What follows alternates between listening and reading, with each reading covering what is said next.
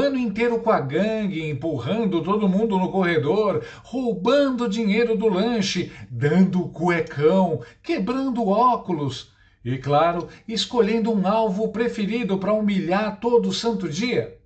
Pois é, a vida é boa até que um dia o diretor resolve que talvez seja a hora de expulsar o valentão. E aí, para decidir, o diretor chama para a sala justamente o menino que mais apanhou dele. Isso mesmo, o destino do Brutamontes agora está nas mãos de sua maior vítima. Bem-vindo à Geopolítica de 2025. Donald Trump quer saber se impõe mais sanções e castigos ao Xandão e sua turma do STF. E para isso, vai ouvir Eduardo Bolsonaro e Paulo Figueiredo, dois dos que mais sofreram na mão do Supremo Líder. Eu acho que o Xandão se deu mal. Tipo, cuecão nível internacional.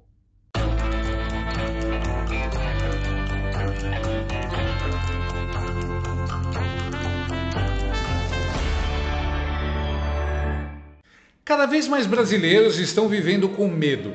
Medo da crise econômica, da violência, da inflação que corrói o salário e da censura nas redes sociais. Tudo reflexo direto do governo do PT.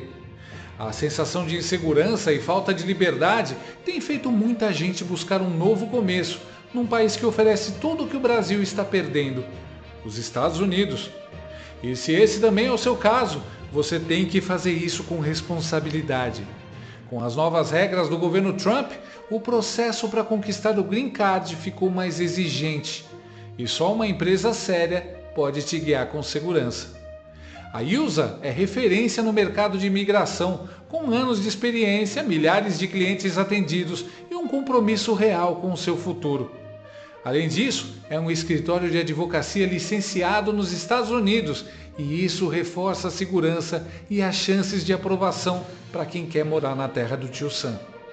Se você quer sair do Brasil e recomeçar legalmente nos Estados Unidos, fale com a doutora Karine.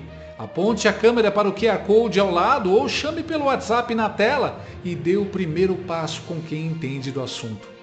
Com a ILSA, seu sonho americano começa de forma segura, profissional e confiável. Eduardo Bolsonaro e Paulo Figueiredo estão de malas prontas para Washington.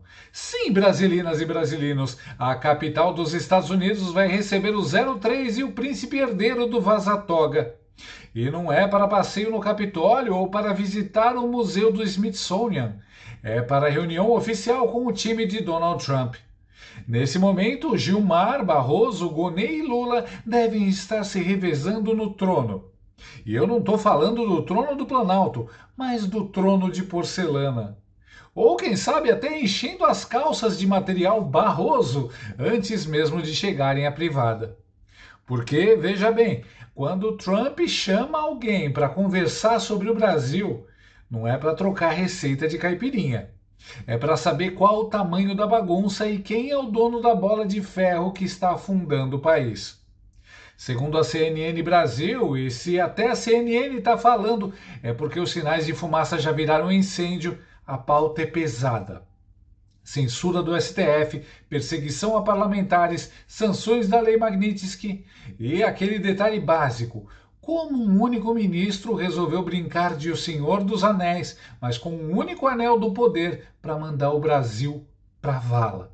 Eduardo Bolsonaro e o jornalista Paulo Figueiredo foram chamados pelo governo dos Estados Unidos para mais uma rodada de reuniões presenciais em Washington, com autoridades e auxiliares de Donald Trump. Os encontros estão marcados para quarta e quinta-feira da semana que vem. E qual que é o assunto? Eles foram chamados para atualizar a situação política, a situação jurídica aqui do Brasil. Os dois, vale lembrar, não estão participando diretamente da discussão sobre o tarifaço de 50% imposto por Donald Trump a produtos brasileiros. Mas pode ser que esse assunto entre também em pauta. Muita gente duvidou, muita gente achou que esse acesso que ele dizia ter à Casa Branca não era bem verdade. Questionaram se ele estaria usando as redes sociais para aumentar uma relação de amizade que não seria verdadeira com Donald Trump. E agora essa visita que ele vai fazer presencialmente à Casa Branca mostra que, de fato, existe uma interlocução direta entre o deputado, filho de Jair Bolsonaro, e o presidente norte-americano. Vem, Magnitsky, vem com força! Trump chamou o Eduardo para reunião. Pensa nisso. Precisa desenhar qual é a forma que Trump enxerga o governo brasileiro, especialmente após as denúncias de dinheiro da USAID jorrando em 2022? A única ponte oficial do Brasil com os Estados Unidos hoje é o Eduardo.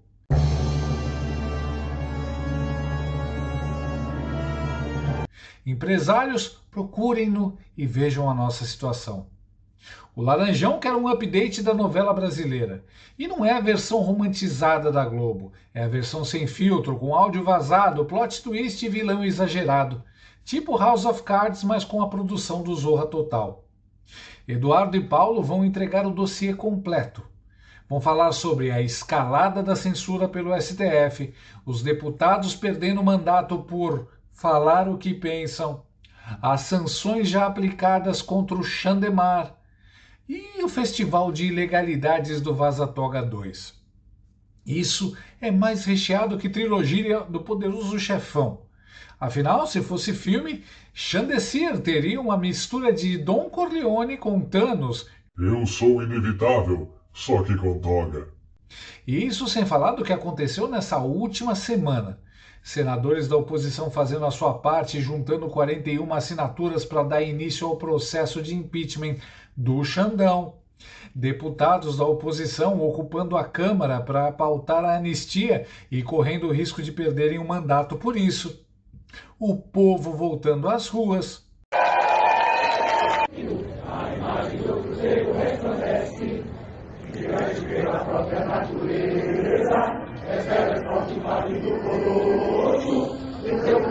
Xandão descontrolado e Alcolumbre dizendo que não vai pautar impeachment e pedindo uma Magnitsky para chamar de sua. E olha que também tem as revelações da Vaza Toga 2, com provas de que houve perseguição política aos apoiadores de Bolsonaro e o STF fez prisões ilegais, baseadas em opiniões políticas expressas em posts antigos. Essa reportagem que comprova os abusos do judiciário não foram transmitidos por todos os órgãos de imprensa no Brasil. Eu quero falar de um assunto que me deixou extremamente estarrecido e preocupado com os rumos do judiciário e da comunicação no Brasil. Eu falo especificamente da divulgação das mensagens do grupo de WhatsApp que tinham os assessores do ministro Alexandre de Moraes, a tal Vaza Toga. É um absurdo quando você pega e tem acesso a essas mensagens e você vê o que pautou, né, o processo no STF sobre as pessoas que estavam sendo processadas no 8 de janeiro, foi muito menos questões objetivas do processo e muito mais questões ideológicas. Não dá para a gente aceitar no Estado Democrático de Direito que o que paute a conduta do magistrado e seus assessores sejam questões ideológicas e não questões objetivas, probatórias dentro do processo judicial. Então, quando eu vi a mensagem da chefe de gabinete do Alexandre de Moraes pedindo para os assessores buscarem publicações em redes sociais de modo a incriminar determinada pessoa, é um absurdo. Não dá para a gente aceitar expediente e postura dessa forma do Poder Judiciário. Ainda mais quando o próprio membro do Ministério Público pediu a liberação das 20 pessoas. Aí a assessora fala assim, procurem aí nas redes sociais mais informações sobre determinadas pessoas, porque o Ministério Público quer liberar essas pessoas. E o ministro Alexandre de Moraes pediu para segurar, enquanto a gente não faz uma varredura total nas redes sociais dessa pessoa. Então, absurdo, realmente reforça a narrativa de perseguição política e de abuso em relação a esses processos. No Estado Democrático de Direito, nós temos que respeitar o papel institucional dos órgãos da Justiça. O ministro do STF, o juiz, julga. O membro do Ministério Público é o fiscal da sociedade e ele requer ao STF determinados procedimentos. Então, se ele requereu a liberdade provisória das pessoas, cabe ao STF liberar as pessoas e não criar artífices e instrumentalização para deixar essas pessoas presas. E quando eu falo que o problema também não é só do judiciário, também é da comunicação do Brasil, é que você vê que essa reportagem que comprova os abusos do judiciário não foram transmitidos por todos os órgãos de imprensa no Brasil, o que é outro absurdo. O núcleo republicano acredita que o Brasil esteja atravessando um processo de erosão institucional, disfarçada sob o discurso de defesa da democracia. O gesto do governo Trump, ao ouvir um opositor direto do governo petista, mostra o provável alinhamento de Washington com a direita brasileira nas eleições de 2026. Além disso, a convocação de Eduardo para o encontro reforça a percepção de que a crise brasileira ultrapassou as fronteiras nacionais. A judicialização da política, a perseguição seletiva de opositores e a parcialidade no Supremo viraram temas de relevância internacional, especialmente para o governo norte-americano. A CNN Brasil informou que Eduardo Bolsonaro e Paulo Figueiredo estão trabalhando para que o governo Trump não aplique sanções aos demais ministros do Supremo Tribunal Federal nessa primeira vez e não imponha mais tarifas a produtos importados do Brasil. Não ria, não. Se você... Quem deve estar morrendo de inveja do Eduardo e do Paulo Figueiredo são os próprios togados. Afinal, tudo o que eles mais queriam era ter acesso à Casa Branca. A Veja contou que ministros tentaram falar com republicanos nos Estados Unidos para entender se estão na lista negra do Trump ou não. Resultado? Mais porta na cara que vendedor de consórcio. Imagina o Chandler Clayson tentando ligar para o Marco Rubio e caindo na secretária eletrônica com a musiquinha Sorry, not sorry. As abordagens envolveram contatos com congressistas republicanos integrantes da academia, mas foram infrutíferas. A avaliação é a de que poucos têm acesso real aos planos do Laranjão, que condicionou a flexibilização das tarifas impostas ao Brasil ao fim do que classificou como caça às bruxas contra Bolsonaro. Como nenhum dos 11 integrantes do Supremo foi avisado sequer informalmente de que seus vistos americanos foram suspensos, os togados não têm informações concretas se também estão entre os alvos das sanções da Lei Magnitsky. Olha que ironia! Como disse o brilhante Alexandre Garcia, agora os togados estão experimentando as mesmas incertezas e a mesma sensação de impotência que os oponentes políticos perseguidos por eles sentiam. O ministro Moraes deve estar se sentindo um Mauro Cid, no dia em que ele lembrou a Mauro Cid que as investigações, o inquérito poderiam pegar a mulher dele, a filha, o pai. O Supremo, neste momento, os ministros do Supremo, estão sentindo o que sente um réu que é posto, não no juiz natural da primeira instância, mas já na instância derradeira. Eles não têm a quem recorrer das decisões do governo americano. Não tem o Papa, andaram procurando o Tribunal Internacional, não tem jeito. Então é isso que sentem os réus que foram para o Supremo devendo estar, segundo a Constituição que fala em juiz natural, lá no artigo 5º, que é uma cláusula pétrea, deveriam estar na primeira instância. Eles sempre tiveram passaporte carimbado e tapete vermelho. Agora estão com medo de viajar e levar um carimbão da Casa Branca.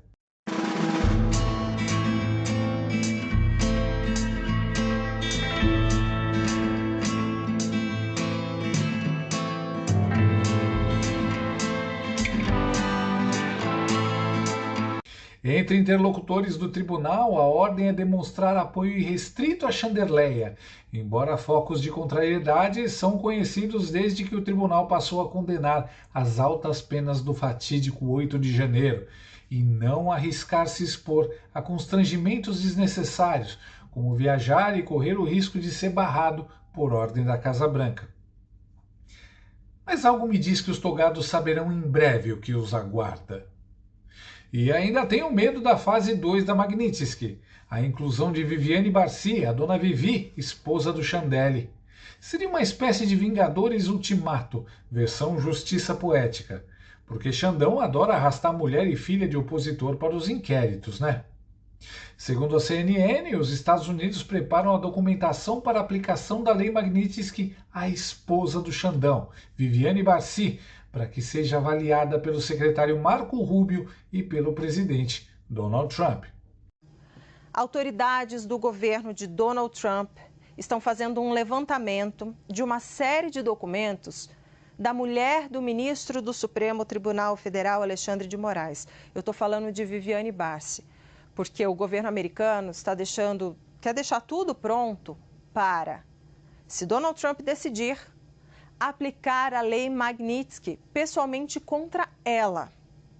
Claro, a palavra final ainda tem que passar, pela avaliação final de Marco Rubio, também, claro, do presidente dos Estados Unidos, Donald Trump. Vamos lembrar que o ministro do Supremo Tribunal Federal, Alexandre de Moraes, já está sofrendo a sanção, já está sendo aplicada sobre ele a lei Magnitsky e agora vai também, vou chamar o Pedro Venceslau para conversar com a gente, agora eles estão estudando, levantando, preparando uma documentação, caso decidam aplicar contra a esposa de Alexandre de Moraes. Não especificamente por conta do trabalho dela, mas, claro, uma maneira de atingir, uma maneira ali de retalhar, aumentar a retaliação sobre Alexandre de Moraes. Pedro Venceslau, vai ficando cada vez mais difícil a situação de Alexandre de Moraes, né? Mas é uma situação muito sui generis, porque a lei Magnitsky foi criada para cumprir um determinado papel e está sendo completamente desvirtuada pelo presidente norte-americano Donald Trump. Ela foi criada porque teve um advogado russo que denunciou um esquema de corrupção e foi assassinado na prisão. E ela tinha um objetivo muito claro quando ela, na gestão Obama, passou a operar. Inclusive, o criador dessa lei viaja por vários países tentando convencer os presidentes e os legisladores locais a adotarem versões locais da lei Magnitsky. Agora, o Brasil não se enquadra nesse tipo de crime para o qual a lei Magnitsky foi criada. Ela não se trata de um caso de corrupção, não se trata de um caso de tortura, de um caso de golpe de Estado, nem nada disso. Trump sancionando a mulher do Xandão. E o Xandão, como tá? Amor, tem uma notícia, mas você promete que não vai ficar brava? É que aconteceu uma coisinha, mas eu juro que não foi minha culpa. A culpa é do Bolsonaro. Em primeiro lugar, caro repórter da CNN, a lei Magnitsky não foi desvirtuada, foi aplicada por Moraes ser um violador dos direitos humanos. Que comentarista vagabundo a serviço do regime, hein? Foram anos de denúncias, depoimentos e articulações nos Estados Unidos contra o regime político instalado no Brasil. A aplicação da lei Magnitsky é apenas consequência desse trabalho. Mas, num esforço para justificar o injustificável, o comentarista esconde que a lei também sanciona violadores de direitos humanos. Aliás, o Sergei Magnitsky morreu na prisão sem tratamento médico, assim como o Clezão. Também foi torturado, como Felipe Martins e outros mais.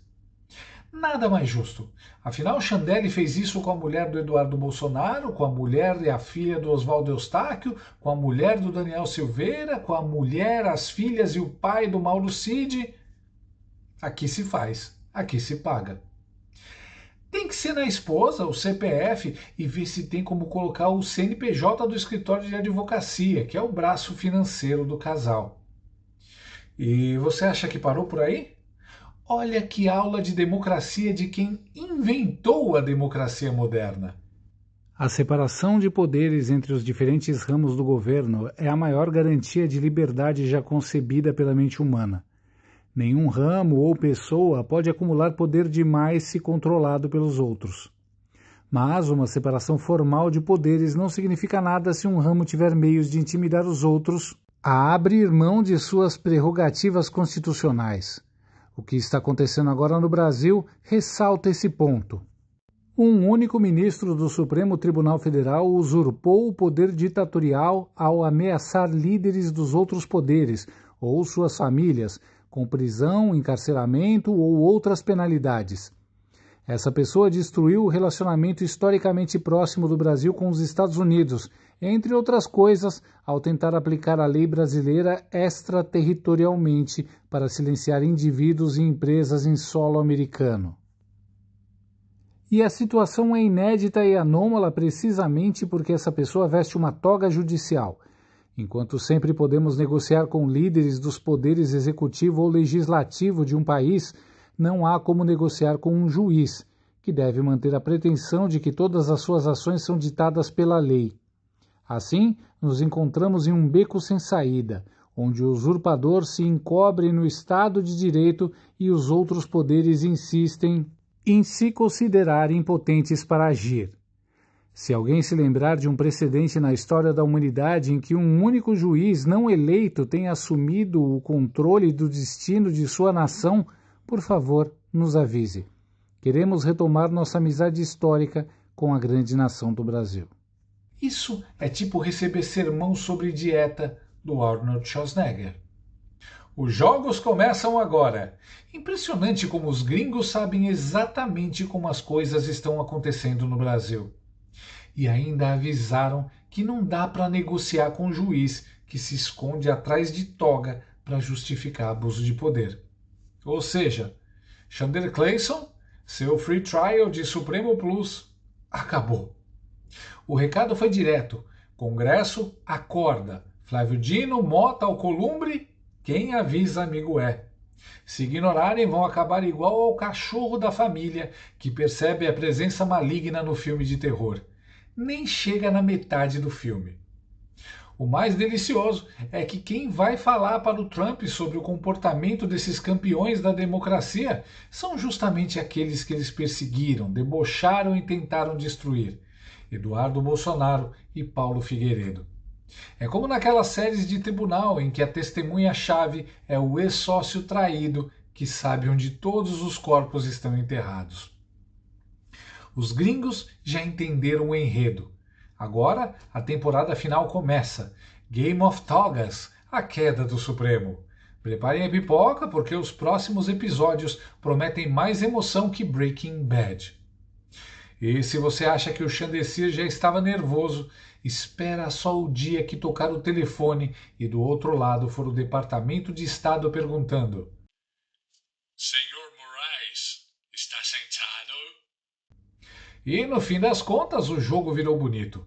O valentão da escola, aquele que adorava humilhar, roubar lanche e dar cuecão, agora está sentado na salinha do diretor, esperando o veredito de quem ele mais perseguiu.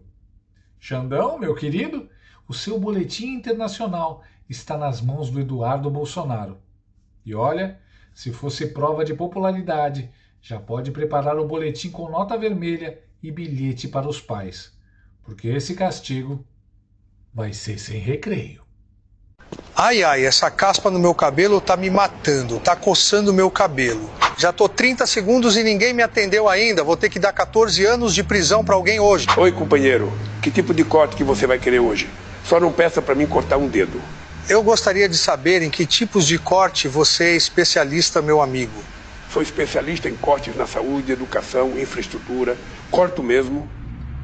Então, meu amigo, minha esposa disse que meu cabelo é crespo, então dê um jeito nisso. Olha só, companheiro, fiz o que você pediu, o melhor corte de todos. O que achou? Muito bom, Lully, ficou simplesmente divônico. Você é o melhor. Muito obrigado mesmo pelo corte. A ministra Carmen Lúcia vai ficar com inveja do meu cabelo. Agora só preciso pegar o dinheiro para te pagar, companheiro. Ué, cadê meu dinheiro? Sai da minha frente, sua baranga. Isso foi mais fácil que cortar aquele cabelo, passei a mão naquele cabeça de pirulito. Enquanto ele pega meu dinheiro, tem um presidente francês pegando a mulher de alguém. Gostou desse vídeo? Então inscreva-se no canal, comente, curta e compartilhe com seus amigos. Não gostou? Compartilhe com seus inimigos. Até o próximo vídeo, se o mundo não acabar antes. Por hoje é só.